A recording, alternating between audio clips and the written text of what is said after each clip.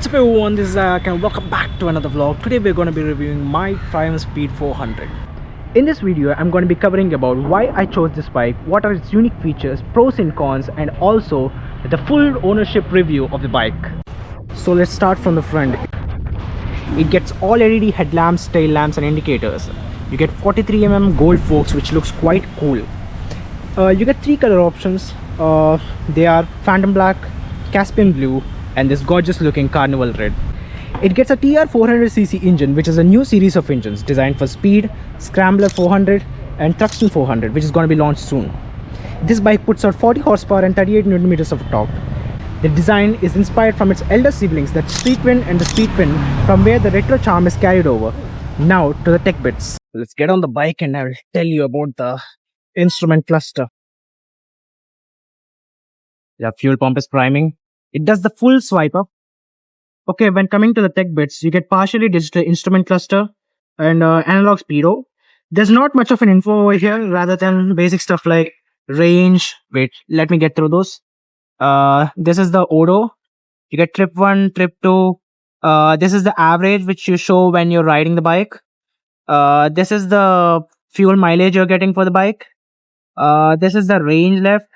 This is the traction control one. It is a switchable. This is to set time and stuff, and that's it. And you get this small RPM meter, which is useless basically.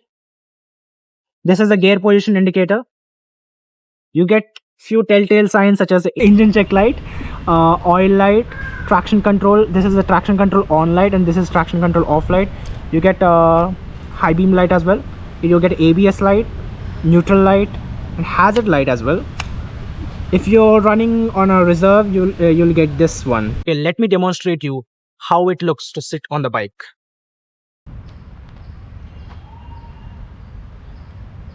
Wow, the seat is pretty cozy.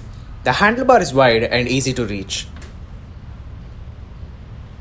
The foot pegs is relaxed and placed a little bit to the rear, making the position quite comfortable. The suspension is soft and because of that, you kind of feel bumps on the road. The weight of the bike is around 180 kgs, which is pretty light until it tips to one side. Okay, why don't we hear the exhaust note?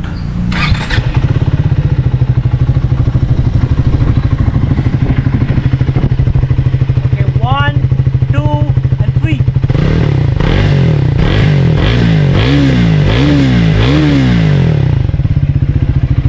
It's so thumpy and bassy, man.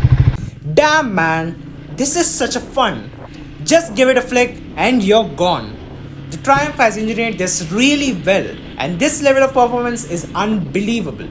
I really like the exhaust note where it creates a bassy thump and is definitely a loud one because I've seen a lot of people trying to look back at me.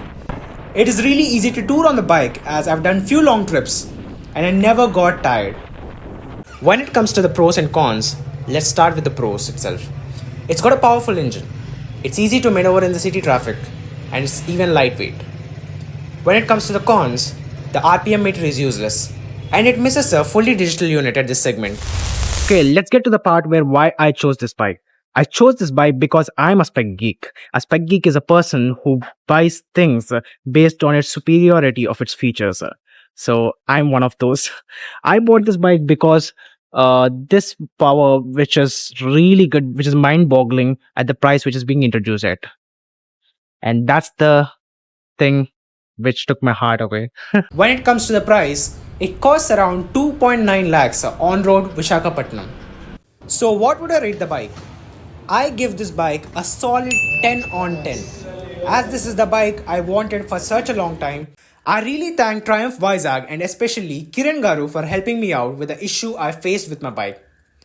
To know more about the issue, check my previous shorts and videos.